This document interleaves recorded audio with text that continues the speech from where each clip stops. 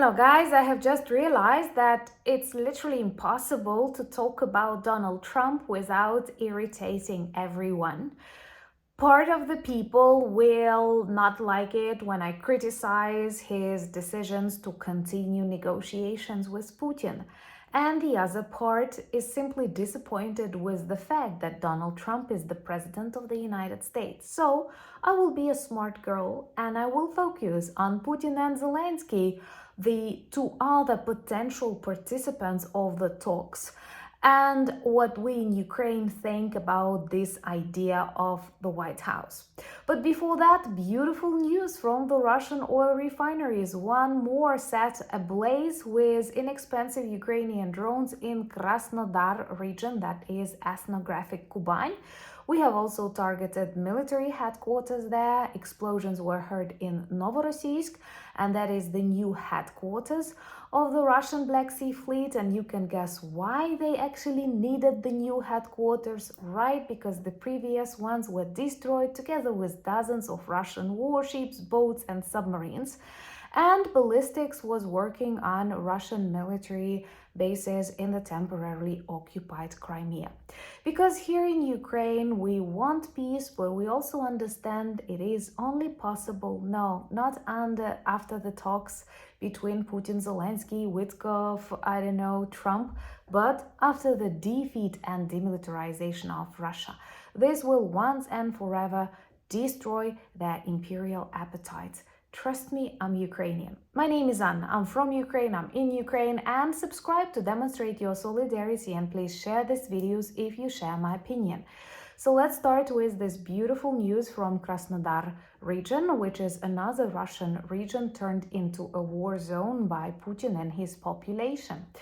Explosions were heard on one of the biggest oil refineries there, and the region is close to the Black Sea, so literally it's a hub of oil refining facilities. So one more destroyed, and that is a serious problem for the already collapsing industry of fuel inside Russia. First, we've paralyzed the oil refining industry, and now they literally don't have enough gasoline to sell to the Russian population. And that is why, for the first time in this modern history, the Kremlin had to ban the export of gasoline. And we all know that Russia is just a big gas station with mafia at its top. Imagine how bad the situation has to be so that they literally banned the export of fuel. And that happened last month, and these months we have already destroyed 3 more oil refineries, and I hope more to come. It's pretty obvious that the strategy of Putin is to keep lying to Trump, dragging the time, but since recently we started using this time also to implement our strategy and, to destroy the oil refineries, arsenals, thus making the planet a safer place. It was also really loud on one of the military headquarters located nearby in Krasnodar Krai. The ethnographic name of that region was Kuban, and it was heavily inhabited by Ukrainians at the very beginning of the 20th century until this severe Russification began. And also explosions were heard in Novorossiysk, that is the new headquarters of the seriously destroyed Russian Black Sea Fleet. They had to escape from Sevastopol after the destruction of the headquarters. A lot of their submarines, warships are now scrap metal on the bottom of the Black Sea, and we keep reaching them even on the Russian side in Novorossiysk, once again because we know the only working peace plan is to defeat and demilitarize Russia. And those of you who follow the channel might have already noticed they experience serious problems with their navy, with their aviation, and since recently with their railroads. Thumbs up for that, and please share the videos. This helps at least a little bit weaken the influence of the Russian propaganda globally. That is super important. So after these real sanctions were imposed by Ukrainian drones and some say ballistics that also worked in Crimea, and Crimea must return to Ukraine not only because it's just, but also because Right now, the Russian army uses it as a platform to attack a lot of Ukraine and as a logistics hub. So by returning it back home, we actually safeguard more of the Ukrainian and the equatorium of the Black Sea territories. The success of Ukrainian counteroffensive against the Russian Black Sea fleet resulted in no need of a grain deal. We now are able to deliver grain and other food products necessary in different corners of the world without any agreements with the bloody Kremlin regime. That's why, as a Ukrainian, I don't have any expectations about, this negotiations that can take place. It's interesting to observe how headlines change, because yesterday, after Witkoff's visit, we did not receive a lot of information apart from some Donald Trump posts, which are traditionally for Donald Trump, are full of very positive words like breakthrough, progress, huge. And I have already developed a habit not to get over nervous about all that, but better, I don't know, read a book, drink some tea, because it's just the way he speaks with the world. It may be nothing. Then in the morning, people were talking about this potential conversation and direct meeting between Trump and Putin, and Rubio began talking about territorial concessions. And here in Ukraine, nobody supports their idea. Internal questionnaires always demonstrate people's understanding that negotiations cannot bring us lasting peace if justice is not delivered. And by appeasing an aggressor, by giving an aggressor territories, you can only invite more wars on the planet. Nobody wants that. And I'm actually happy to feel that more and more people in the United States, in the European Union, in Australia, in Africa, understand this, and in India too.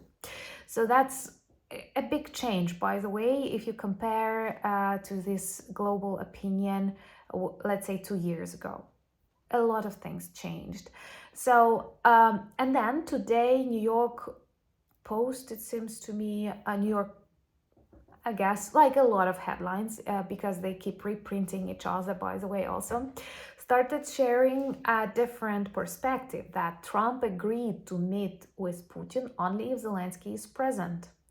And this is the context that we accept in Ukraine. Of course, we understand that Putin is a war criminal. Nobody wants to talk with him. It's disgusting when Witkoff has to shake hands or something like that. I personally believe it's totally possible to avoid this. I don't know why they choose it. But Putin's vision of this talks is that he meets Trump, he tricks Trump, and they demonstrate this disrespect to Ukraine, Europe, like two big leaders discuss the fate of the world. And when Zelenskyy is present on the negotiations, then it's Donald Trump indeed trying to build a dialogue between a bloody war criminal and a decent leader of a strong independent country. But then for countries that, remain neutral to this Russian war, it is still understandable that Putin and Zelenskyy are treated as equals, as representatives of two countries at war, ex-Soviet countries, but no priorities are given to the Kremlin. That is why I personally believe that Putin will do everything not to agree on the meeting with Zelenskyy, be it in United Arab Emirates, on the Mars, in Musk's mansion, whatnot. And his mission will be to continue tricking Trump, to drag more time, to keep killing Ukrainians, and hoping that we will surrender, which is totally failed strategy, because one of the reasons why Putin's blitzkrieg failed, and one of the reasons why the Russian Federation will collapse, is not just that they constantly underestimate Ukraine, but also when choosing to fight with Ukraine, they literally know nothing about our people. They don't know our attitudes, our typical behaviors. We're so unpredictable for them, and we keep destroying every presumption that the Kremlin goblin has. And that is why I'm confident that these talks will not bring anything, also because because like it's not just like Trump does not have a strategy and he does not know what to do, like impose more sanctions. Personally, I believe, if you ask me, that the only way to end this war is to arm Ukraine better. Let me know what are your thoughts. I love reading the comments. That's my psychotherapy always, and I get a lot of ideas from your words. Thank you for that. Thank you very much. And also, Putin does not have a strategy how to end this war, how to get out of this war. He planned blitzkrieg, it failed. He wanted all of Ukraine, he failed. He wanted to demilitarize Ukraine. Wow, we've become like 1 million times more militarized. He wanted to break our national unity. Well, a lot of people that were, neutral towards Russia are now super non-neutral, witnessing what they do to our cities and our people. And Trump has demonstrated a similar approach when he gathered leaders of Armenia and Azerbaijan today in the White House, Aliyev and Pashinyan, trying to make them agree on peace, and they seem to be eager to do so. And that is, by the way, a huge, slap on the face of Putin, because Putin historically considered the Kremlin to be the guarantor of peace in the region, and they kept demonstrating the influence. And it was like that until the failed blitzkrieg. Some of you still don't see it, but the very moment the blitzkrieg failed, the dissolution of the Russian Federation, the dissolution of the imperial project began. Trust me, I'm Ukrainian, we can sense that. We remember that from the previous dissolution, the Soviet Union. And hopefully this one will be the last one.